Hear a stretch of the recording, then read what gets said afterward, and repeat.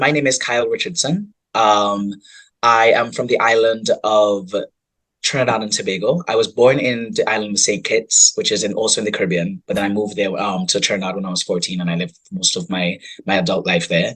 Um, I am 31 years of age. I was trying to remember. After 30, you stop counting. Yeah.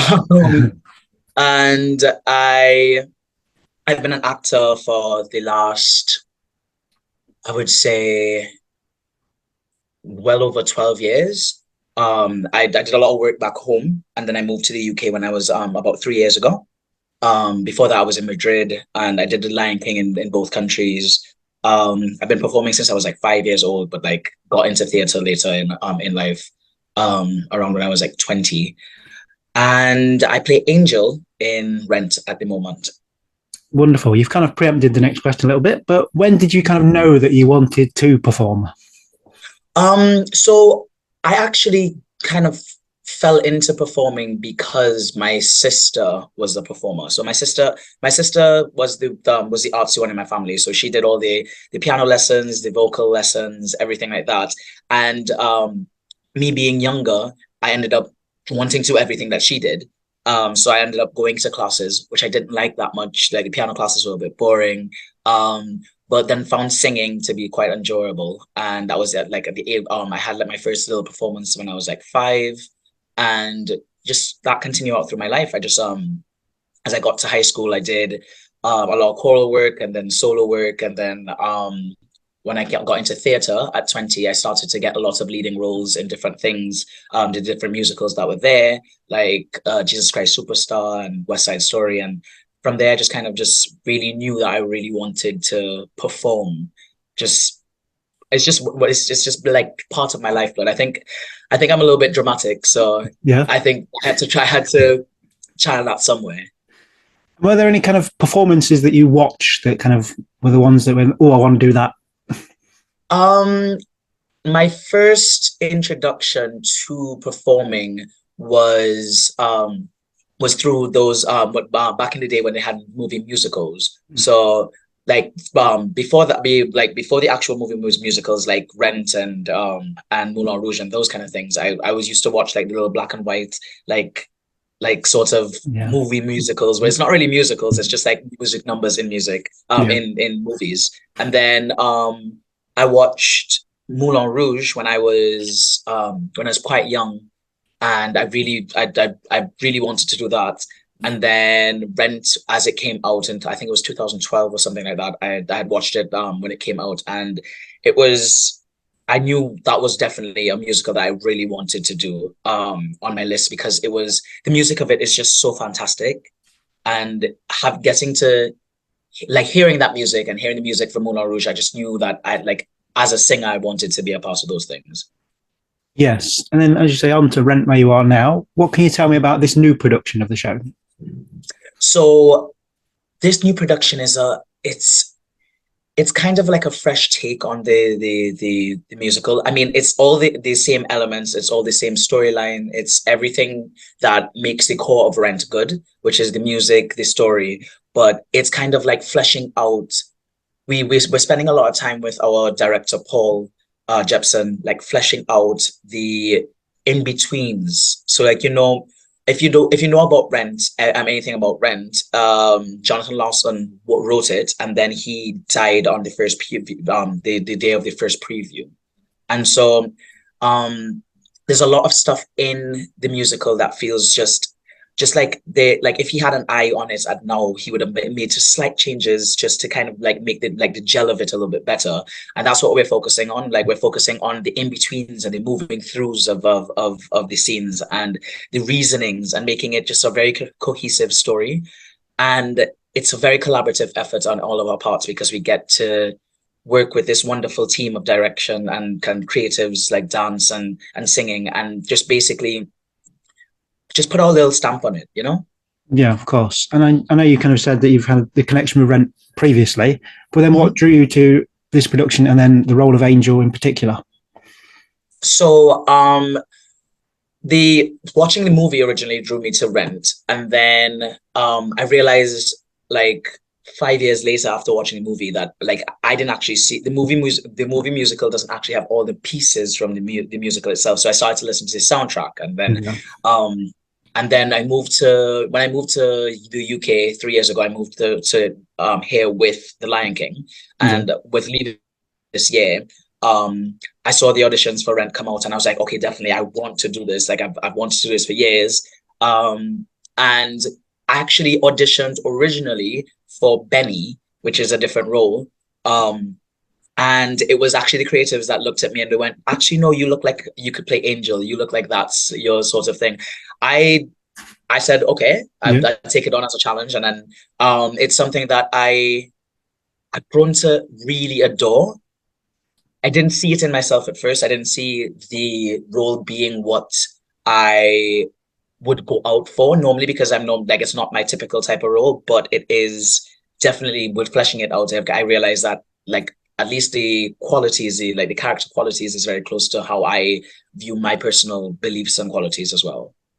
Yeah, that's another question I kind of preempted there, really. Kind of how much of you do you see in the character, and how much kind of do you get put in I that? see a lot in the character, because Angel seems to be, at least how it's portrayed in the show. Angel is a person who is very compassionate and easy to speak to, has a lot of care for the world and care for the people around her, and loves very openly and very unapologetic about themselves, which is and basically is able to enter a room and kind of just like make it their own and make the place a little bit brighter with their light. And I think without trying to toot my own horn, I think I do that a lot in my life because of how I've been brought up and my support system. I know that love comes from me very easily, and I know it's not easy for a lot of people. So I see a lot of myself in the character in that way.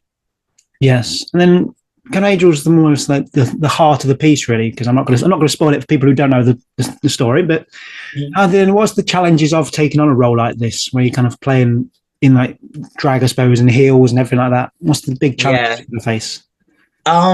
So surprisingly, the heels is the easiest part of it for me because when I was younger, I used to do just little drag performances here and there as just like as a part of like the art form, less than being like I'm not a drag queen, more of like I had appreciation for the art form, so I Yeah, was just like so anytime like my friends and I would like there would be certain performances, certain things like that, I would be able to like because I had friends in the community. I would come in and do like a little one piece in some heels. So I'm accustomed to walking in heels. Dancing is a whole different story. And yeah, that's something that there's been a little bit of a challenge for me. But I think the biggest challenge that I'm finding with the piece and coming into the heart of the piece, basically, because she is the heart of the piece, yeah, is finding ways to connect with it without it fully bringing you to that place every time because it is difficult at times not to think of it as real because it is a real situation but it's not yeah. real to you. Yeah, of course. I mean, how do you kind of prepare yourself for that kind of? I know you're not about 2 weeks away from actually opening the show, but how do you kind of prepare mentally for such a heavy show like that? So with what you do especially I think it's something that it's comes with the age and the experience of working is well, a little tip and trick that I learned from a director recently was connecting to the physicality of how your body physically reacts to something instead of Yeah, attaching it to an emotional connection. So if you're angry, there's a certain way you breathe. If you're sad, there's a certain way you breathe. And if you connect it to that, then once you stop doing that action, then it's easier to bring yourself back out of it. And when I was younger, I used to connect with the emotional side of it a lot more. And now I'm trying my best to kind of save my, like, we're all in this age of mental health, trying to save my mental health in this situation as well. yeah, of course. And obviously, you're working closely alongside Cameron Bernard Jones as Collins. How was it like Yes. forming that relationship together? It was so easy. It was absolutely the easiest thing I've ever experienced. I auditioned by myself, the first two rounds by myself. And Yeah, then for the finals, I was brought in to audition with him. They just sent me an email saying, we're going to bring you in with a potential Collins, and I've never met him before. Mm-hmm. We went into the rehearsal room, and before the rehearsal room, I remember I was dressed in typical like streetwear, and I had packed some clothing to play the character, which was like a little skirt and a little top. It was cute, but I was like, I don't know if I'm gonna like, I don't want to go too far with it. I don't know, when you get a little in your head about things. Yeah. And he comes up the stairs dressed totally like Collins, and I was like, okay. And so I spoke to him. I was like, I have this outfit in my bag. Should I put it on? He's like, would you regret it? And I was like, probably. And he said, well, go and do it. So I put on this outfit, get into the room, and from that moment, like in the room, we just have this very, very like close connection to each other. And we're friends, we were friends we ended up being friends before actually starting rehearsals. So I think we found out 2 months ago, and we started to go out on like little regular like friend dates to just kind Yeah. of like build a relationship. And it's just, honestly, it's been one of the easiest experiences working with him, because it just feels so natural. Yeah, which is wonderful. And then Mm. the show is nearly 30 years old now. What do you think kind of makes it still relevant to a 2024 audience? Um, because the core beliefs of the show never go away in the world. Yeah. There's always going to be a minority. There's always going to be a set of people who feel outcasted, or not taken care of, or kind of just let down by the world. And it speaks to those people. So the story itself speaks about a certain epidemic, Yeah. and how the people of the epidemic were treated, and then artists as well in that time. And it can be that experience, even though we would love for it to change in the world, that experience just transfers onto different subsets of humanity. And so everybody will always have that understanding of it, which Yeah. is sad, but it's true. And what this show also does that allows you to have a cathartic moment is shows you that even in your worst of times, there is space for love, there's space for joy. And even when things are going up terribly, there's space for that. And that's the other thing. And the last thing is because the music is just so fantastic. Yeah. Jonathan Larson really did outdo himself with the music, because the storytelling through the music just makes you, it transports you to a different world, and it will always do that, because the music is just so, he was a genius, to be honest. Yes, I agree. I agree wholeheartedly. But it doesn't have to be one of your own parts, but is there a favorite part of the show for you, just generally? There's a part in the yeah, my favorite part in the show is the Mimi singing with Roger. Eva does it so beautifully. But there is during, I think, La Vie Boheme, which is coming down to the end of Act One, Yeah. and it goes she sings the heart may bleed or it may burn, the pain will ease if you will learn. That just like that's Yeah. actually not in Love Gone. Where is that? There is no future, there is no past. I live this Yeah. moment. Oh, that's no other day. No, no, Yeah. wait, no day but today. But yeah, Yeah. so that music is just so intricate and so beautiful, and it's just it kind of breaks through, because during that song, it's all kind of a rocky moment, and then Yeah. all of a sudden there's this just beautiful music, like this melody line in between it, and it's one of my favorite parts. There's so many parts that I can just pull out and say like Yeah. I have like great moments, but that one just makes you, it kind of just grounds you, and when you hear it, you go, oh, it's just like it's like a breath of fresh air in the middle of everything. Yes. This might be a really corny question, but I'm going to ask it anyway. Obviously, the Mm-hmm. motif of the show is kind of how do you measure a year in the life? How do you Mm-hmm. measure a year in your life? What's the kind of how do you do How do it? I measure a year in my life? So I think I measure a year in hmm, wow. That is something to think about. So I used to measure a year in what I achieved in a year. Yeah. I no longer do that. I think I measure a year now in how many moments I end up feeling happy and feeling joyous. I think that's how I measure a year. I measure it in the moments and in the amount of moments that I feel happy. So I strive every day to find at least one or two moments that I feel joyful. And I think that's how I would live. I want to measure my year throughout, just being like, oh, at least because I want like I'm setting up a bare minimum right now, but I want at least 50% to be Yeah. happy moments. It's not going to all be happy, but I want No. at least 50. And I'm hoping that every year I can just get it a little bit higher and higher until I'm a more joyous person, just generally. That's a lovely answer, that. Then, if you could ask, instead of this situation, me asking you questions, if you could sit and ask Jonathan Larson one question about the piece, what would you think you'd ask him? If I could ask him one question, um, I would just love to hear his personal experience with the epidemic because I believe that this this is such a personal piece. Yeah. It almost feels like reading someone's diary. And I would love to hear what he went through to write something that can speak to so many people, but be so personal.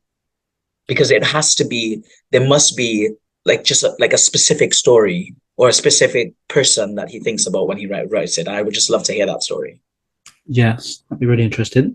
Now, the next three questions I ask all my people I interview. Mhm. First one, if you were stranded on a desert island and you could take three musical theatre soundtracks, which three are you taking? Ooh, three musical theatre soundtracks. Okay. So first would be hmm, the first one would be oh, it's so hard Yeah. because there's so many ones that I want to take. Oh, okay. I need one to be able to like that's long enough that I would like Yeah. listen to. Yeah. And that would be so the first one would be Les Mis. I Yeah. know it's a weird choice because it's just so operatic, but it's one of those one of those soundtracks I play to just kind of level me out. Yeah. Then I need something to make me a little bit happy and jumpy and just like want to have fun. And I think that would be Six. Yeah. Six the Right. musical really does that for me. I have a friend in it at the moment, and I just love seeing the show. It just brings you so much joy. Um, and then the final one would be a toss up between this soundtrack Yeah. and Moulin Rouge, the old Moulin Rouge, like the movie version Moulin Rouge soundtrack. Yeah. I don't know. There's something about Ewan McGregor singing my song that always gets me. Yeah. So good. So good. And then on, say, like a tough day when your things aren't going as well for you, what keeps you inspired to keep going and keep performing? Um, what always has inspired me is that even when on my worst day, I feel like I'm not doing the things that I'm supposed to be doing or anything like that. I've realized recently that even on those days, people take joy from it. Yeah. And so there's been a lot of time when I was younger where I was very indecisive and very insecure about my talent and my craft and all these things. And then I got into I think I got into a cast recently where just speaking, I realized that somehow in these years I've grown up and somehow I've matured and somehow what I'm doing, even if just speaking to people, is helping someone. And that's across the board for me now. I realize that performing Yeah. is one thing and like that will help the audience. But I the knowledge passing that I'm giving and the knowledge that I'm giving to these younger people that I work with is also a big thing. So I on those days I think about that. I think about the fact that I am one 10 years ago, I did not know where I would be. Yeah. 5 years ago, I didn't know where I was going to be. This year, if I look from the lens of 10 years or 5 years ago, I would be absolutely amazed at what I've achieved. And if that is what I can achieve without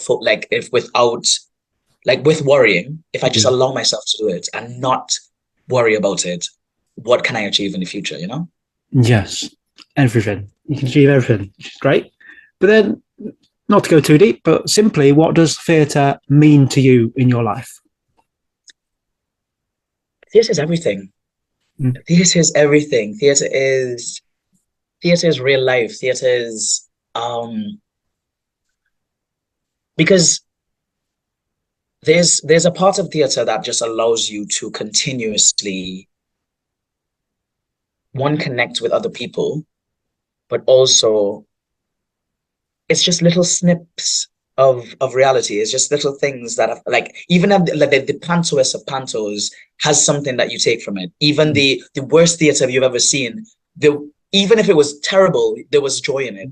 And the best theater I find, and it's because I love a good cry. And so Yes. the best Yes. musical theater brings you to tears.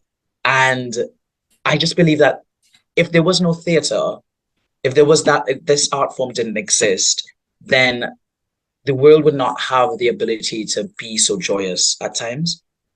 And people would be bored. Yeah. I think so. Even I don't watch, and this is maybe shocking to you, but I don't watch films and TV on Netflix and that kind of stuff. Very rarely. Yeah. But I would always watch a theater show. Yeah. If somebody be like, come tomorrow to but I have a ticket to this, I'll be like, sure. I don't even know what it is, but I'll come. You Yeah. know? That's the best way. Openness to try all the different styles, I Yeah. suppose. And then to wrap all this conversation up, simply, what do you hope someone takes away from seeing this production of Rent? I hope this inspires people to one, do more theater. Yeah. If you're thinking about doing theater, I hope that inspires you to do theater. Besides that, tolerance. I hope that this show allows people to look at it and take from it that if everybody was just a little bit more tolerant, the world would be a beautiful place, a much better place, actually. Yes. Kyle, thank you so much. Just leaves me to say that Rent is at New Theatre Peterborough, 20th to the 29th of June, and then Queen's Theatre Barnstaple, 3rd to the 7th of July.